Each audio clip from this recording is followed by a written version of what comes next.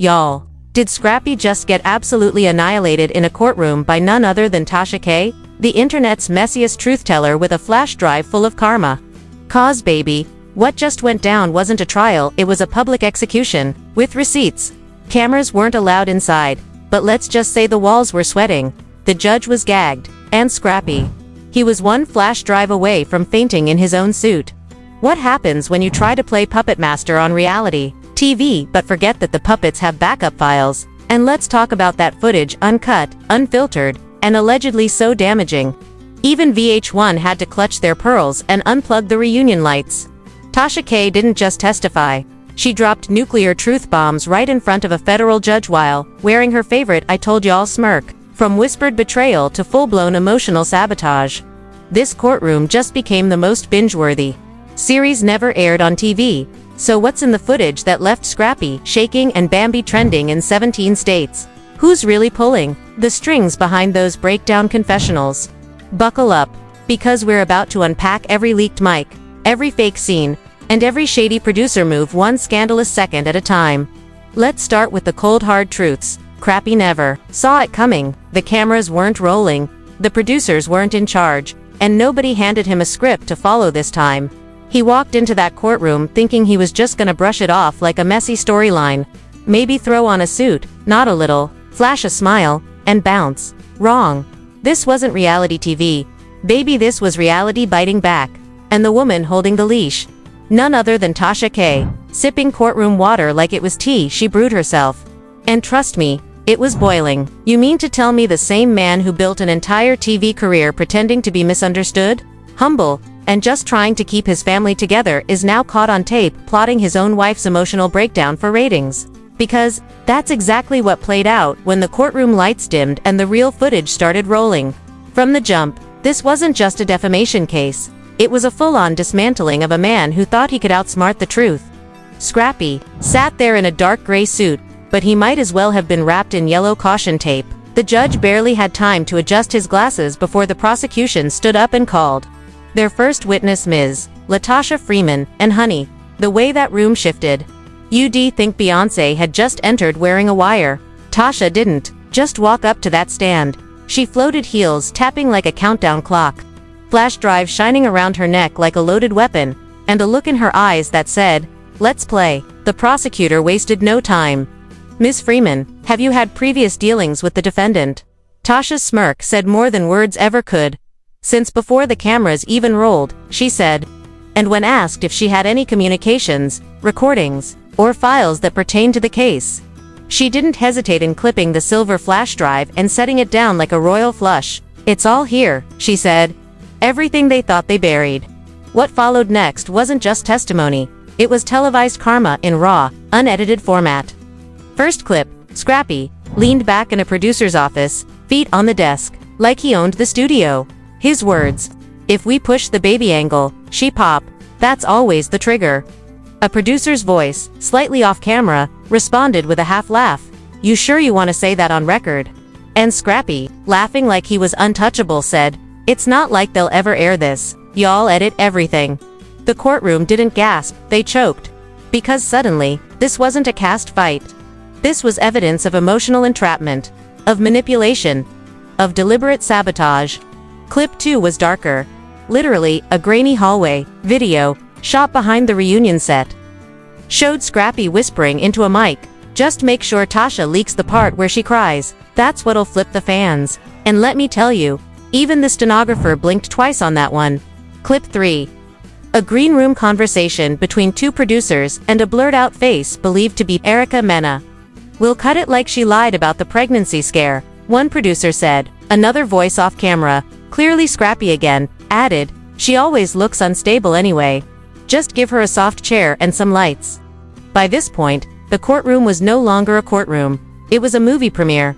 Bambi sat frozen, the gold ring on her finger cutting into her clenched fist. She didn't flinch, but you could feel the storm behind her eyes. The defense tried to interrupt prejudicial, out of context, but the judge waved them off like flies. "This is not about protecting reputations," he said. "This is about finding the truth." And the truth kept coming. Because, when asked if Scrappy was involved in curating these moments for public manipulation, Tasha K dropped the bombshell. He told me what to post. Approved the captions. Sent me burner texts. I was even paid bonuses when scenes went viral. At this point, the courtroom lights might as well have been police sirens. The prosecution slid her phone across the desk. It's all there. Messages, screen recordings, metadata. Scrappy's lawyer attempted a desperate maneuver, requesting a recess, probably to Google how to make evidence disappear in 30 minutes or less. Denied. Then came the moment nobody expected. Did you ever question what you were doing? The prosecutor asked. Tasha K looked straight ahead. At first, I thought it was just TV, but then I got a call from Bambi. She was crying after a reunion taping. Said she didn't know they'd micked her dressing room. That's when I realized we weren't documenting drama. We were engineering destruction. And just when the courtroom thought they'd heard it all, the prosecution pulled out the smoking gun, a marked-up production schedule. Not just any schedule. This one had segments labeled, Trigger Her with Infidelity, Push Baby Issue, and Have Jock Mention Erica. This wasn't spontaneous drama. This was scripted warfare. The judge reviewed it, then slowly nodded, enter it into evidence. Scrappy, who hadn't blinked in 10 minutes, looked straight ahead. He didn't move, he didn't speak. His lawyer leaned in, whispering something urgent. Still nothing, but the woman he had once turned into a storyline. Bambi finally turned toward him, her voice low, calm. This is your legacy now. The room fell silent. The judge slammed the gavel. Adjourned for the day. But outside, the trial was just beginning. Headlines spread like wildfire. Tasha K's Drive of Doom, Scrappy caught on tape. Emotional abuse for views. News vans swarmed. Fans with Protect Bambi signs lit up the courthouse steps. By the next morning, security had tripled. Live streams had titles like The Trial of the Century and Reality TV on Trial. But the real drama? That was just warming up. Because if you thought day one was chaos, day two came swinging with a name that made even the gallery hold its breath, Your Honor. The prosecution now calls Grace Hamilton, known publicly as Spice, to the stand, and just when we thought the courtroom couldn't get any hotter, boom, Tasha K dropped the kind of footage that didn't just shake the courtroom, it shattered it. 1 second Scrappy was sitting upright, trying to play it cool, like he was at a press junket, and the next he was frozen stiff, jaw clenched, eyes darting like a deer caught in a scandal spotlight. The footage was grainy, raw, clearly not meant for public consumption, and yet there it was, up on the screen, playing in front of the judge like a damn feature film. You could hear the air literally leave the room. In the video, Scrappy was allegedly seen in a hotel hallway at 2:37 a.m., pacing, whispering frantically on the phone, and handing over a manila envelope to someone wearing sunglasses at night. Who was that person? No one knows for sure, but you best believe Tasha K had a few guesses, and she dropped each one like a grenade. And while Scrappy tried to keep his composure, the whispers in the courtroom told a different story. He wasn't prepared, not for this level of destruction, not for the emails, not for the texts, not for the anonymous source who allegedly worked for a reality TV production crew and came forward with receipts. Yes, receipts. Literal screenshots of conversations that hinted Scrappy may have paid to keep certain narratives clean while suppressing anything that made him look shady. And oh honey, there was no way to spin this mess now. Not with the judge leaning forward like he was watching a boxing match and Tasha K delivering blow after blow with the confidence of someone who's been waiting to burn it all down. Allegedly, and I repeat, allegedly, because you know how these things go. Tasha's legal team had been building this case for months, collecting voice notes, timelines, and even behind-the-scenes witness statements. One of the most shocking claims, that Scrappy may have orchestrated a fake storyline on national television just to deflect from a real-life scandal involving hush money, NDAs, and late-night meetings that would make even a Bravo exec blush. Oh, and the cherry on top, a voice memo, allegedly from Scrappy himself, saying, "Make sure that part don't air. We can't have that coming out. Just tell him I was out of town or something." Imagine hearing your own voice betray you while your ex-nemesis sips water and smiles across the courtroom. That's not just defeat, that's cinematic karma. Now here's where it gets even more outrageous. Word is Tasha didn't even plan to use the footage unless things got ugly. But once Scrappy's team started painting her as an attention-seeking blogger with no real evidence, she pulled out the nuclear weapon. The court clerk reportedly had to replay the footage twice because the gasps from the gallery drowned out the audio the first time. And don't think the public stayed quiet either. As soon as the news hit the courthouse steps, Twitter lit up like the 4th of July. Hashtag Scrappy scandal was trending in under 20 minutes, with fans, haters, and bloggers all dissecting the courtroom drama like it was the Super Bowl. Comments ranged from Tasha K is the new Olivia Pope, to Scrappy got caught slippin' and slid right into exposure. But hold up, it wasn't just Twitter. TikTok had remix videos of the leaked footage before court even adjourned.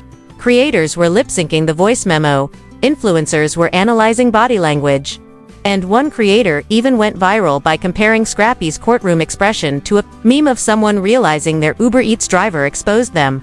It was cultural chaos at its finest. Meanwhile, Scrappy's legal team looked like they had just stepped into a tornado of receipts, footage, and fury. They tried calling it inadmissible.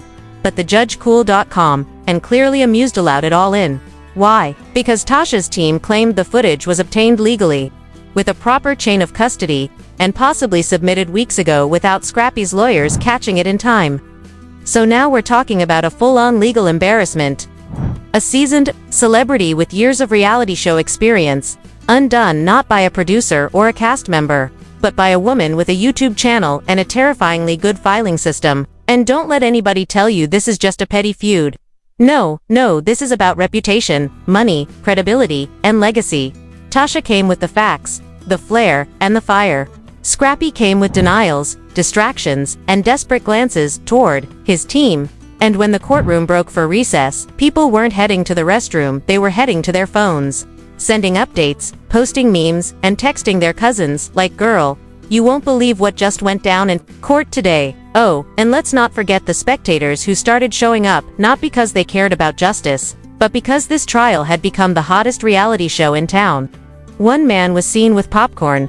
Another was live tweeting each objection. Somebody even tried to sneak a selfie with Tasha K during the break. The judge had to literally warn the gallery to stop treating the trial like an entertainment event, which, let's be honest, it had already become. And while Scrappy stayed seated, likely replaying every decision that led him to that moment, Tasha stood up confident, calm, and absolutely unbothered. And why wouldn't she be? She came to court prepared. She brought the thunder. And she reminded everyone watching that sometimes the people you underestimate the most are the ones who will bury you in broad daylight, wearing heels and holding USB drives like torches. And just when everyone thought the drama had reached its boiling point, the courtroom tension snapped like a rubber band stretched too far. With Scrappy's own legal team turning on each other like hyenas fighting over the last scrap of credibility, you could almost hear the gasp ripple across the room when the judge paused, leaned in slightly, and asked one pointed question that changed the energy instantly. Is there any truth to the footage suggesting financial coercion?